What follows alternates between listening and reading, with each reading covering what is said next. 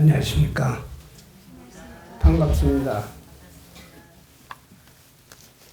오늘 자식들이 절에 가지 말라고 반대하신 분들 많죠.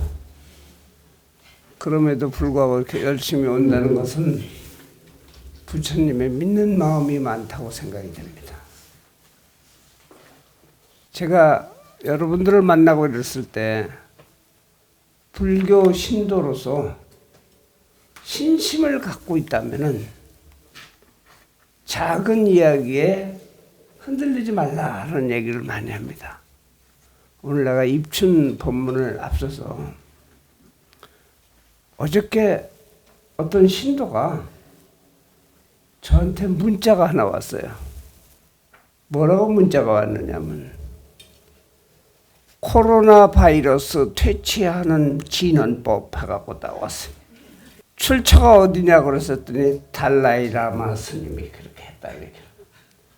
난 들어보지도 못한 진언입니다. 이것만 열심히 있으면 마스크 안 쓰고 다녀도 된다고 이렇게 얘기하는데 굳이 그 진언 말고도 그 많은 진언은 병 안 걸리고 몸 아프라는 진언도 상당히 많습니다. 그리고 여러분들이 모르시는 게 있는데 대부분 진언이요.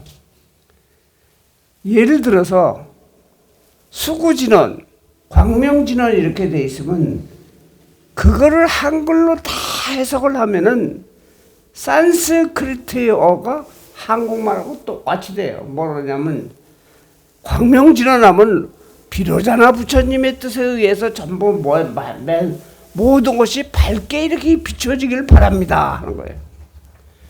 또 수구진언이라는 것이 있어요. 내가 얻는 것을 다 얻기 위해서 얻는 진언. 그것도 한글로 다 해석을 해보면 똑같은 얘기야. 내가 갖고 싶은 걸 다 갖게 해주세요 하는 얘기예요. 그 별다른 얘기가 아닙니다. 그러니까 지금 코로나 바이러스 때문에 그렇다니까 마스크 안 쓰고도 댕길 수 있는 진언이라고 저한테 문자가 와서 이거를 좀 알려주세요 하는데 제가 이렇게 얘기를 했어도 여러분들 마음속에서는 또 그게 있을 겁니다. 이따가 조용히 스님한테 만나서 그 진언이 뭔지 알려달라야 되겠다. 분명히 또 그런 마음이 있을 것이라고 생각을 해요. 그런데 이거보다 훨씬 확산 속도가 많았었던 메르스 때도 그렇고 사스 때도 그렇고 지금 이게 평상시에 입춘 때 오는 사람에 비하면 한 반밖에 안 왔어요. 오늘요. 많이 빠졌습니다. 근데 이제 누가 잘잘못을 따져서 자기가 믿는 마음이 있다면은 사람에게서는 그 믿는 마음이 커다란 항 바이러스제가 되는 겁니다. 그러니까 그럼에도 불구하고 또 날씨도 추운데 이렇게 여러분들이 많이 오셔서 대단히 감사합니다. 누구를 대신해서 부처님을 대신해서 제가 감사합니다. 오늘 1년 24절기 중에 첫 번째가 입춘이에요. 입춘서부터 시작됩니다. 아무리 오늘 영하 6도 7도라고 그랬고 다소간의 맹추위가 기승을 부려도 봄은 때가 되면 오게 돼 있어요. 오는 법입니다. 엄밀히 따지자면은 입춘은 불교의 고유 행사가 아닙니다. 입춘 법회를 어디서든지 다 하지만은 입춘은 불교의 행사는 아니에요. 농경사에서 일어난 세시 풍속 중에 24절기 중에 첫 번째 절기인 날이에요. 태양의 각도를 맞춘 그 절기인 것입니다. 그래서 입춘, 입하, 입추, 입동무 하지만 뭐라고 해도 입춘의 의미는 봄이 시작되는 날. 또 불자님들께서 기도하며 한 해의 소원을 기도하는 중요한 의미가 되는 날이라고 생각합니다. 여러분들이 아닌 척해도 좋아하는 사주팔자 보는 법도요. 입춘을 기점으로 해서 봅니다.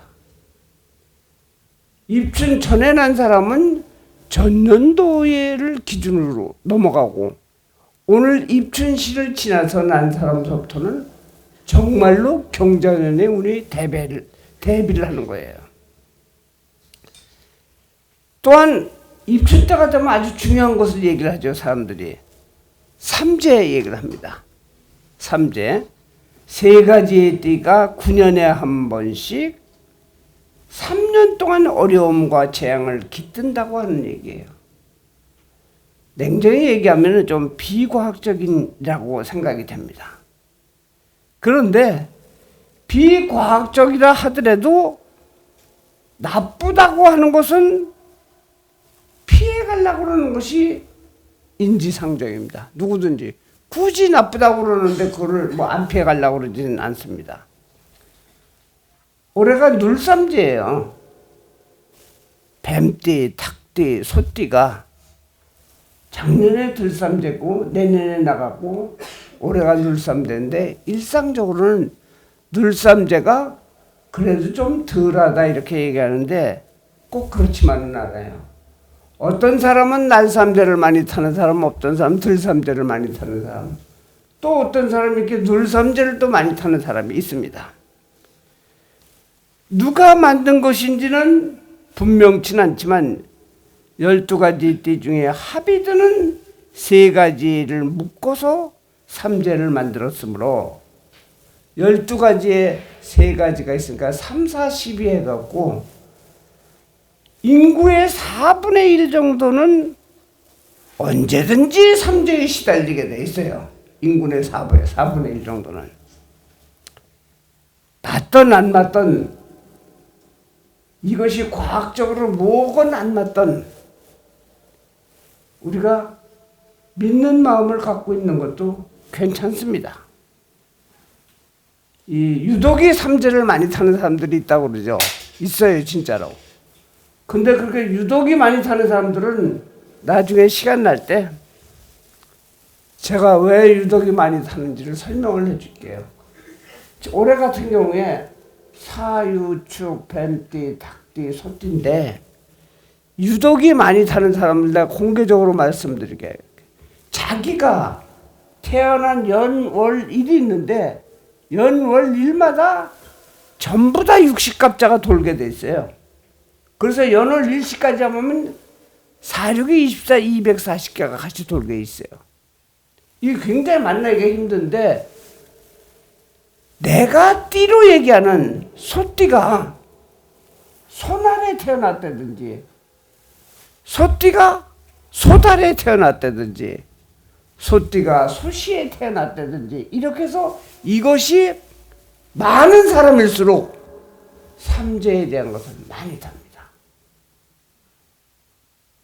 그리고 그 삼재가 창고로 문을 열고 들어가는 격이 있어요. 그건 여러분들 분석을 못하는데 그렇게 됐을 경우에 또 삼재를 또 많이 탑니다.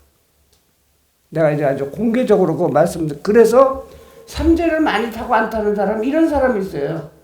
그냥 그 띠만 있고 나머지는 아무런 상관이 없는 사람이 있습니다. 그 사람들은 훨씬 덜 타요. 대체적으로. 또 거기다가 내가 10년씩 변하는 자기의 운에 있는데 그 운이 또 삼재하고 같은 무슨 소띠라든지 닭띠라든지 뱀띠의 운 속에 있다면 이 사람이 시너지가 있기 때문에 더 많이 탑니다. 이게 과학적으로 증명이 안 됐어요. 또 우리가 아홉수 많이 탄다고 그러죠. 아홉수 타는 사람은 꼬박꼬박 탑니다. 요즘은 제가 이거 지금 사진 찍고 있는데 이제 유튜브에 올라가게 되면요. 재미난 얘기 하나 해드릴게요. 유튜브에 올라가면 댓글이라는 것이 있어요. 근데 댓글에 이렇게 해서 보면 대부분 오늘 제가 법문하려는 내용에 속하는 사람들이 많습니다. 뭐냐? 내 생각이 절대적으로 옳다는 것 속에 빠져 있는 사람이 그렇습니다. 모든 사회적인 상황이 전부 내 생각이 옳다는 것에 빠져 있기 때문에 오늘의 입춘 법문은 복은 나를 내 생각이 옳다는 나를 내려나오는 하심에서부터 온다 하는 것이 오늘의 이제 본문의 주제로 여러분에게 말씀을 드리겠습니다. 오늘 우리 벽운사일에게 참석하신 불자 여러분들, 삼재에 있는 분들은 저도 쓰고 여기 다른 사람 스님도 써갖고 믿거나 말거나 그러라고 생각하지만 삼재 없어지는 부족제가 다 써놨어요. 다 가져갔어요. 삼재. 그거 돈 받고 주는 거 아닌 거니까 가져가십시오. 여하간 최소한도 이 벽운사 신도분들은 삼재 걱정은 붙들어 매길 바랍니다. 이 입춘이 되면은 우리가 큰 화두로 여는 것이 원화소복이라고 합니다. 동지 때 추계경복이라고 그랬어요. 액을 쫓아내고 복을 하냐고 한다고 그랬고, 입춘 때가 되면 원화소복이라고 그래서 화는 좀 멀리하고 복은 빨리 오라고 연통을 넣어서 초청을 하는 것입니다. 한 해 동안에 화는 멀리하고 복은 오라는 뜻입니다. 근데 여러분, 불교에서는 복을 받는다고 그러지 않고 짓는 것이라는 얘기를 많이 합니다. 근데 내 마음속에는 어떤 마음이 있느냐? 복을 짓는 것보다는 받는 게 더 좋아. 별 노력 안 해도 타고 오거든. 복을 지려면 내가 자꾸 어디 가서 봉사를 하든지 뭘 하든지 이런 것을 해야 되는데 저절로 딱 오니까 복을 받는 것이 훨씬 좋습니다. 오늘 입춘절을 맞아 제가 소승이 마음만 잘 쓰면은 무릎 시리고 아프게 절하지 않아도, 또 매일매일 힘들어서 하기 싫은 기도 억지로 하지 않아도, 또 여기저기 보시하지 않아도 1년 동안 복 받는 법을 알려드리고자 합니다. 어떻습니까? 좋죠? 여기서 얘기하는 사람들 참 내 말대로 얘기하면 이쁜 사람이에요. 복 받는다. 계곡곡자라는 곡자가 있습니다. 계곡곡자. 계곡곡자 옆에 부족할 흠자를 써요. 그리고 그 밑에다가 마음 심자를 이렇게 딱 쓰게 되면 세 가지가 딱 합치면 무슨 자가 되냐면 욕자가 돼요. 욕심할 때 욕자가 돼요. 탐욕할 때 욕자가 됩니다. 깊은 계곡에 금은 보화동 갖가지 복을 다 채워도 부족할 흠, 부족한 마음을 말합니다. 우리는 신문에 나거나 여러 가지 보도에서 보면은 그렇게 먹고 살만하고 살만한데 뭘 또 더 하려고 그런 짓을 했느냐 하는 것을 우리 생각으로 보면 참, 저는 그렇게 생각해. 연봉 1억 받는 것도 꿈과 같은 직장이라고 그러는데, 그런 사람은 연봉을 갖다 뭐 한 10억, 8억, 9억씩 받으면서도 조금 더 해서 무슨 투자해갖고 투자를 늘려갖고 더 부자 되려고 그렇게 덤벼드는 사람들이 많단 말이에요. 그것이 바로 제가 그 욕심의 욕자, 계곡 속에 가득 금은보화가 있어도 부족할 흠자 옆에 있는 것입니다. 인간이 살면서 욕심이 없으면 살기가 힘듭니다. 왜? 발전성이 없기 때문에 그렇습니다. 여기 와서 지금 여러분들 나하고 법문 듣고 기도하는 것도 정확히 얘기하면 바닥에 욕심이 깔려 있어요. 뭔 욕심이냐? 지옥이 아닌 극락 가고 싶은 욕심이 생깁니다.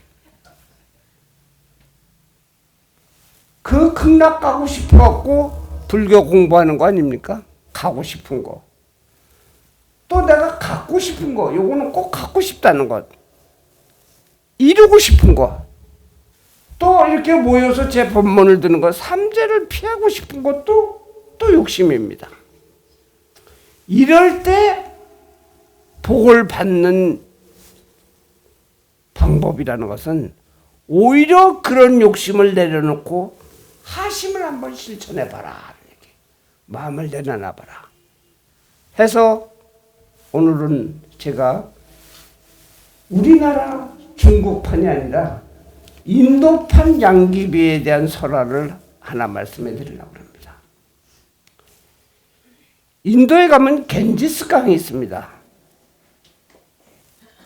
겐지스 강가에서 매일 목욕하고 돌을 닦는 수행자가 있었는데 그 수행자에는 항상 예쁘게 작은 소녀쥐가 친구로 같이 살고 있었어요. 수행을 할 때 소녀쥐가 옆에 항상 있었습니다. 수행자가 밥을 먹거나 식사를 할 때 떨어뜨리는 음식을 먹고 살았어요. 수행자도 귀여워하고 예뻐했으므로 인간의 말을 쥐한테 가르쳐줬습니다. 그래서 서로 소통하고 지내던 어느 날 생쥐가 고개를 숙이면서 말하기를 수행자님, 수행장님, 그러니까 왜 그러냐? 무슨 일이냐? 저 한 가지 소원이 있는데 소원 좀 들어주세요. 그러니까 뭔 소원인데? 이렇게 얘기하니까 아침에 제가 일찍 강가에 나가면은 오두막에 사는 고양이가 나를 엄청 괴롭힙니다. 몇 번이나 죽을 고비를 넘겼는데 울면서 부탁을 하게 저를 쥐를 잡아먹는 고양이로 만들어주세요 하는 거야. 그럼 또 뭐 수행자가 들어오니 그것도 그럴만해 갖고 일로 와라 알아갖고 겐지스 강물 탁 강물을 떠다가 생쥐의 머리에다가 뿌리면서 중얼중얼 아까 얘기하는 산스크리트어로 되는 고양이 되라 고양이 되라 고양이 되라 이러는 주문을 딱 원어로 한 거예요. 그러니까 고양이로 변했습니다. 그래서 고양이로 변해서 같이 살던 중 얼마 안 되니까 이 고양이가 또 수행자한테 간청을 하는 거예요. 이번에는 뭐라고 얘기를 하냐? 제가요 강가에 나가면은 옆집 개가 저를 괴롭히니 못 살겠으니까 저를 개로 좀 만들어 주세요 하는 거예요. 이번에도 수행자는 자기 수행자 특기인 중얼중얼 돼갖고 주문을 나갖고 홀가닥 개로 또 만들어 버렸어요. 그 개하고 같이 살았는데 쭉 살다 보니까 먹을 것이라고 그러는 음식 찌꺼기만 뿐이고 배고픈 날이 많아요. 근데 가만히 바라보니까 이 나무 저 나무 뛰어다니면서 마음대로 과일을 탁탁 따먹고 시컨 재미나게 놀고 있는 원숭이가 있는 거예요. 얼마나 이 원숭이가 부러운지 모르는 거예요. 이번에도 또 역시 수행자한테 와서 매달렸습니다. 중얼중얼 좀 해주세요 그러는 거예요. 또 중얼중얼 해주는 거니까 원숭이로 변한 거예요. 그 원숭이로 변해갖고 재미나게 잘 사는데 건기가 되니까 강물이 마르고 연못도 마르고 과일도 마르고 어디가 견딜 수가 없어요. 이런 더운 날에 가만히 보니까 물이 조금 그나마 물이 있는 곳에는 그 물속에서 멧돼지가 마음대로 뒹굴고 있는 거예요. 아, 이거 얼마나 멧돼지가 부러운지를 모르는 거니까 또 수행자한테 부탁을 해서 또 멧돼지가 됐습니다. 멧돼지로 가만히 누워 있는데 어느 날 가만히 보니까 인도의 임금님이 지나가고 있는 거예요. 근데 임금님이 타고 있는 코끼리가 너무 멋있어 보이는 거예요. 하얀 천으로 이렇게 하고 금박을 한 코끼리를 탁 하고 있어요. 아, 나 코끼리가 되고 싶다. 그래갖고 또 수행자한테 간청을 합니다. 이제 마지막이니까 진짜 코끼리 한 번만 콕 되게 해주세요. 그러니까 수행자가 뭐라냐면 넌 임금님 코끼리로 되는 것은 내가 장담을 할 수는 없다. 하지만 코끼리는 만들어주겠다 하고 코끼리로 만들어줬어요. 그런데 이 코끼리가 운이 좋아갖고 다른 사람 눈에 들어갔고 진짜 임금님의 코끼리가 된 거예요. 그러다 보니까 기세가 등등해졌습니다. 이 코끼리가 어느 날 있는데 목욕을 하러 가겠다고 임금님의 왕비가 이 코끼리를 좀 타자고 해서 코끼리를 딱 탄 거예요. 타니까 코끼리가 기세가 등등해진 코끼리가 뭐라고 얘기했느냐? 내 등에는 왕이 아니고서는 내 등에 탈 수가 없는데 이게 어디 왕비가 내 등을 타느냐고 하면서 몸을 막 움직인 거예요. 그러자 왕비가 땅에 떨어진 겁니다. 떨어지면서 왕비가 목숨을 잃게 돼 있어요. 높은 데서 떨어지면서. 그러자 갑자기 왕이 뛰어가서 왕비 옆에서 무릎을 꿇고 통곡을 하고 우는 것입니다. 그러니까 그만 겁이 난 코끼리는 그 길로 나는 왕 코끼리를 때려치고 도망가 버렸어요. 진짜 자기가 죽을 뻔하니까 주랭랑을 친 겁니다. 자, 코끼리가 생각을 딱 해보니까 야, 다 소용없구만. 동물들은 다 소용없어. 왕비가 되면 이게 최고로 좋은 거구나. 왕비 이상 얼마나 좋을 것인가 하고 왕도 무릎을 꿇고 얼굴에 흙도 털어지면서 울고불고 하는데 이거 왕비 이상 더 좋은 게 어디 있을까 해갖고 또 다른 욕심을 내는 거예요. 수행자를 찾아갑니다. 수행자님, 저 왕비를 좀 만들어주세요. 그러는 거예요. 수행자가 똑같은 얘기를 합니다. 왕비는 내가 장담을 못한다. 하지만 예쁜 여자를 만들어줄 테니까 왕비가 되고 말고 하는 건 네 속안에 달려있다 얘기를 한 거지. 그래서 또 예쁜 아가씨로 만들어줬답니다. 수행자는 이 아가씨의 이름을 포스트만이라고 이름을 지었어요. 이 이름의 뜻이 뭔 것이냐 하면은 양귀비의 열매라는 뜻입니다. 그래서 양귀비의 전설이 된 거예요. 예쁜 아가씨와 수행자가 함께 살던 중 어느 날 멋진 옷을 입은 남자가 사냥을 하다가 길을 잃었습니다. 그래서 수행자 집 앞에서 지쳐서 쓰러졌었어요. 그런데 쓰러진 사람을 겨우 가노를 해갖고 일어나자마자 이 아가씨가 그 남자의 발을 씻겨주려고 세수대야를 갖다 놓고 발을 씻겨주는데 이에 놀란 남자는 벌떡 일어나면서 나는 이 나라의 왕이지만 성스러운 수행자의 브라만의 딸에게 발을 씻기게 할 수는 없다. 그러자 이 예쁜 여자가 된 사람이 뭐라고 얘기를 하느냐. 저는 이 브라만의 딸이 아니고 저의 아버지도 작은 나라의 왕이었는데 사냥을 하다가 호랑이에게 물려 죽여갖고 어떤 바람은 집에 보내줬는데 지금 계신 수행자님이 저를 거두어서 이렇게 같이 살게 되었습니다. 라고 거짓말을 한 거예요. 왕은 너무 이쁘고 고맙고서 이 여자한테 청혼을 하게 됩니다. 그녀는 드디어 왕비가 돼서 이제 행복을 만끽하려고 그러는 순간이었는데 이렇게 행복하던 어느 날 갑자기 어지럼증이 발생을 했어요. 어지럼증이 발생을 해갖고 돌부리에 머리를 부딪혀서 죽었습니다.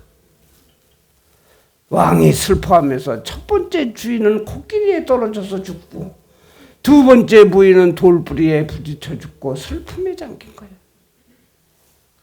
울고 있는데 이때 왕궁으로 찾아온 수행자가 임금에게 이렇게 얘기합니다. 임금님, 본시 왕비는 한 마리의 쥐였습니다. 그러니 사람처럼 화장을 할 수도 없고 땅에 묻어야 됩니다. 쥐 한 마리를 무슨 화장을 합니까? 땅에다 묻겠습니다. 이런 거. 하고 지난 변한 이야기를 왕에게 다 해주는 것입니다. 그리고 땅에 묻고 난 뒤에 얼마 후에 그 무덤 위에 예쁜 꽃이 한 송이가 폈다고 합니다. 그 꽃의 이름이 바로 포스트만이에요. 우리나라에서는 그걸 양귀비라고 얘기합니다.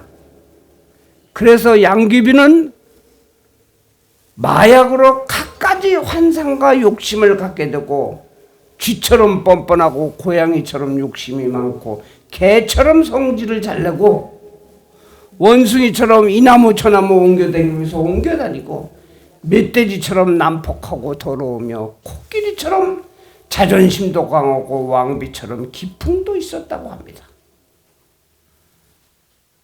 이 이야기처럼 제가 처음에 얘기했었듯이 계곡을 채워도 모자라는 욕심이 결국은 파멸의 길을 가게 한 것입니다. 오늘 입춘을 만들어서 복 받으러 오셨는데 복을 받으려면은 자기 마음을 낮추는 하심을 해야 됩니다. 그 첫 번째가 바로 적당한 욕심을 가져야 된다. 불교에서 얘기하는 소욕지족입니다. 작은 거에 만족할 줄 알아야 된다. 그거를 실천해야 돼요. 정말로 실천해야 됩니다. 그래야지만 그때 진정한 하심이 생기는 것입니다. 채근담이라는 책에 무슨 얘기가 있느냐면 좁은 길을 갈 때 먼저 가려고 다투지 말고 한 걸음 멈춰 다른 사람 먼저 가게 하라. 맛있는 음식은 혼자 차지하지 말고 마음을 줄여 다른 사람에게 양보하라. 이것이 어려운 세상을 건너가는 가장 편한 방법이라고 그랬어요. 공자는 뭐라고 그러는 줄 아십니까? 제가 하고 싶지 않은 일을 쉽게 해서 내가 하고 싶지 않은 일은 남에게도 시키지 말라. 예수님도 얘기했죠. 내가 하고 싶은 것을 다른 사람에게 베풀라. 내가 하고 싶은 것을 다른 사람도 하게 하라. 지금 옛 성현들의 말에서 알듯이 적당한 욕심은 남에게 양보하고 자신을 버리는 데서 시작되는 것입니다.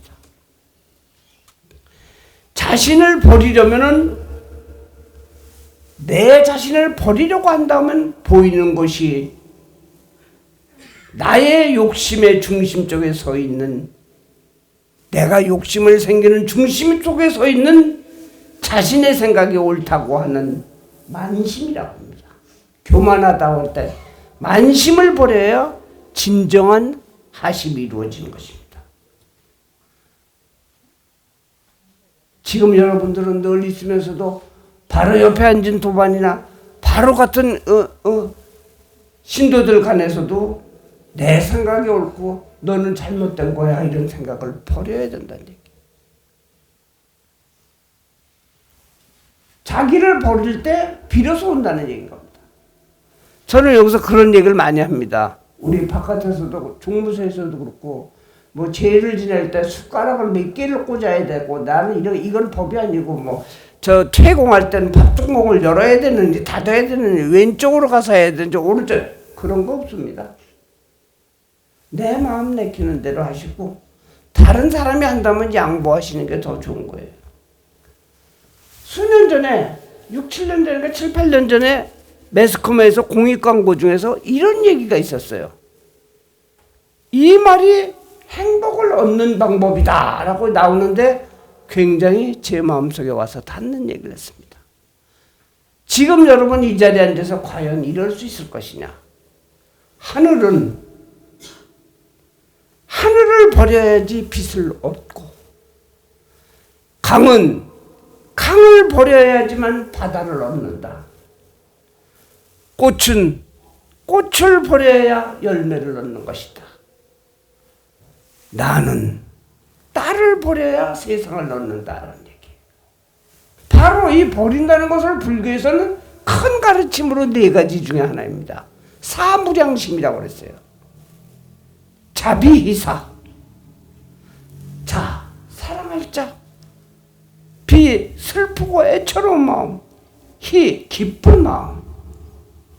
사랑하고 자비라는 것은 그냥 탐욕스럽게 욕심을 채우려고 사랑하는 거니까 꼭 이 여자하고 결혼을 해야겠다. 꼭 난 이걸 가졌다. 이런 사랑. 내 자식만은 반드시 좋은 대학교 가고 좋은 곳에 취직하고 사업이 잘 돼야 되겠다는 것보다도 그런 사랑하는 마음속에 뒤편에는 애처롭고 안쓰럽고 오죽해서 이랬을 것인가에 대한 애처로운 마음이 있어야 됩니다. 기쁜 마음은 나눌 줄 알아야 돼요. 그 네 번째가 조금 아까 나를 버려야지 세상을 얻고 꽃을 버려야지 열매를 얻는다는 듯이 버릴 사가 있는 겁니다. 우리 마음속에 있는 만심을, 내 생각이 옳다는 만심을 버릴 수 있는 중요한 문구입니다. 불교는 하심을 공부하는 것입니다. 즉 버리는 공부를 하는 거예요. 이 어지러운 세상 모두가 다 자신이 옳다고 하는 생각 때문에 욕심은 자꾸만 드러나는 것입니다. 불교의 최초의 경전인 데라카타에 보면은 이런 개송이 나옵니다. 어리석은 사람은 남보다 뛰어나지도 않으면서도 자신이 제일이라고 생각합니다. 그런 사람은 진실조차 자신의 틀에 맞추는 거예요. 자기 생각에. 불교의 비유인 백유경에 이런 얘기가 하나 나옵니다. 옛날에 암수 2마리의 비둘기가 한 둥지에서 살았는데 그 비둘기는 굉장히 부지런했습니다. 언제나 익은 과일을 들여다가 둥어리에다 가득 채워놓은 것입니다. 그런데 과일이 시간이 지나니까 차츰 수분이 말라갖고 부피가 줄어든 것입니다. 이것을 본 수컷이 화를 내는 거예요. 암컷에게. 그거는 거꾸로 암컷이 수컷에게도 화를 내는 경우도 있습니다. 어떤 집에 보면 암컷이 더 열심히 사는 사람들이 쓰는 거니까 수컷이든 암컷이든 상대가 화를 내면서 뭐라고 하냐면 내가 열심히 과일을 모으기 위해서 얼마나 고생을 했는데 혼자서 다 먹고 반만 남겨놨느냐 이렇게 얘기를 하는 거예요. 그래서 암컷이 뭐라고 얘기를 했냐면 나는 과일을 먹지 않았어요. 과일이 저절로 말라 죽은 거예요. 이렇게 얘기를 했다고. 그러자 수컷이 암컷의 말을 듣지 않는 것입니다. 화를 내면서 아니다. 내가 먹지 않고 이거 줄어들 이유가 없다. 안 줄어든다. 하면서 성질을 내다가 이제 드디어 자기 성질을 참지 못해갖고 화를 진치가 되죠. 어리석게 자기의 암컷을 부리로 쪼아서 죽여버렸습니다. 죽이고 나서 다음날 되니까 큰 비가 내리기 시작을 했어요. 과일이 비를 머금고 천과 같이 다시 부풀어 오르는 것입니다. 수컷은 그때야 후회를 하면서 암컷을 목매어 불러보았으나 소용이 없는 것입니다. 오늘 여러분들이 입춘 법문 듣고 첫 번째 할 것이 나하고 가장 가까운 사람하고 내 생각이 옳다는 고집을 피지 마세요. 곧 후회하게 됩니다. 반드시 남편 아내뿐만 아니에요. 아들하고 어머니하고 딸하고 아버지하고도 지 생각이 옳다고 계속하는 세상입니다.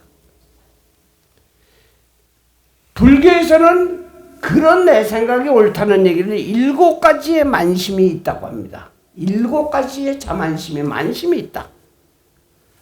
여러분들은 제가 지금 7가지를 이야기하는 거죠.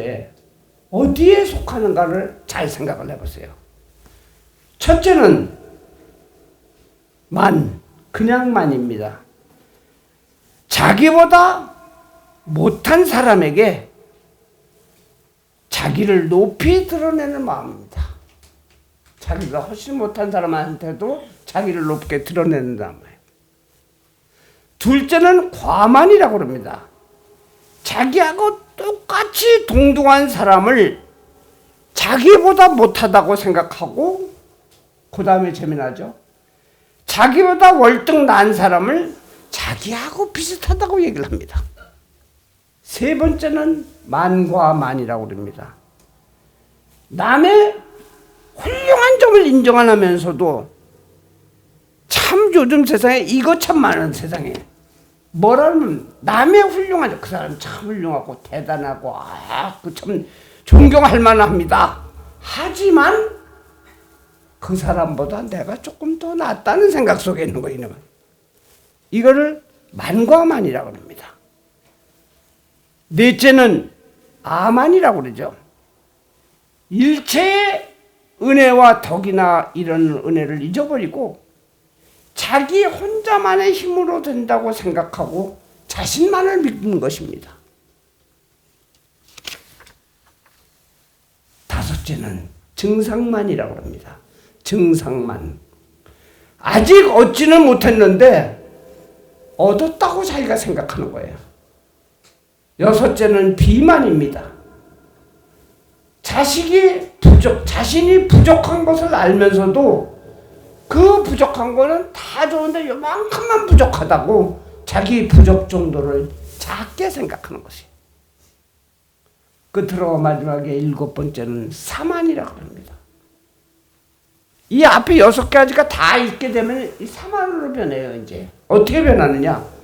정도에 위배되는 행동을 하면서도 세간의 제재를 받지 않는 것을 자랑하고 내 생각이 끝까지 잘됐다고 그 속에 빠져드는 사만의 세계로 들어갑니다. 첫째에서 넷째까지는 자신만이 최고이다라고 우월감 속에 있고, 다섯째 증상만, 비만, 사만 이런 것은 일곱째까지는 그러다 보니까 착각과 합리화하는 마음이 생긴다는 겁니다. 이것을 중요시 제일 크게 얘기한 것이 성철 스님이 얘기했어요. 맨날 불기자심이라고 얘기한 거예요. 스스로 자기를 속이는 거예요. 자기가 나는 그렇지 해갖고 요만큼 밖에 안 되는데 이만큼 큰 걸로 자기를 속여갖고 자기가 착각 속에 빠지는 거예요. 그래서 다섯 번째, 일곱 번째까지는 착각과 합리화하는 마음이 된다는 것입니다. 이 불교계의 큰 스님이신 경봉대선사가 뭐라고 얘기를 하시느냐면, 공부하는 스님을 보면서 항상 하시는 말씀이, 스님 보러, 스님도 수행자이기 때문에 사람의 중생의 인성을 가져서 그러는 것인지 몰라도 스님 보러 맨날 하는 얘기가 있습니다. 절대로 잘난 척하고 나서지 말아라. 바보가 되거라. 잘난 척하고 나서지 말고 보통처럼 있지도 말고 바보가 되거라. 사람 노릇 하자면 일이 많다. 할 일이 많아요. 사람 노릇을 했다면. 바보가 되는 데에서 참 사람이 나온다 했습니다. 또 나의 업장을 녹이는 방법 중에 가장 으뜸은 누가 자기 보러 잘못했다고 나무라면 서로 자기가 잘했다고 하더라도 예, 제가 잘못했습니다 라고 절을 한번 하면 그때가 바로 업장이 녹아들 때이니라 얘기했어요. 잘못했다고 하는 데서 나라고 하는 것이 가슴에 꽉 차 있다면 업장이 녹을 수가 없는 것입니다. 저는 여러분들하고 열심히 살아가면서 많이 생각을 해보면 압도적인 사람이 이런 사람이 말아요. 여러분들 그거 알 겁니다. 내가 잘못했어. 내가 부족했어. 내가 이 일을 다 못했어. 함에도 불구하고 그거는 내가 능력이 없어서 못한 것이 아니라 무엇 때문에 못했다고. 옆에 사람이 자꾸 못 살게 굴고 또 뭐 갑자기 택배가 오고 갑자기 나 기도하는데 띵동띵동 옆집 사람아 택배 왔어요. 뭐 왔어요. 뭐 이것 때문에 내가 기도를 못한 것이지 기도는 원래 내가 하는데 이런 것 때문에 내 탓은 없다고 얘기를 하는 거예요. 다곱생의 잘못이 노관하기 위해서는 참회를 할 때 모든 것에 대한 내가 잘못했다는 바보 같은 행위일지는 모르지만 바보가 될 때 비로소 해탈의 문이 열린다고 합니다. 끝으로 제가 한 가지만 더 얘기해 드릴게요. 한국 불교에서 하심을 하는 별이라는 스님이 있었습니다. 스님들도 마찬가지죠.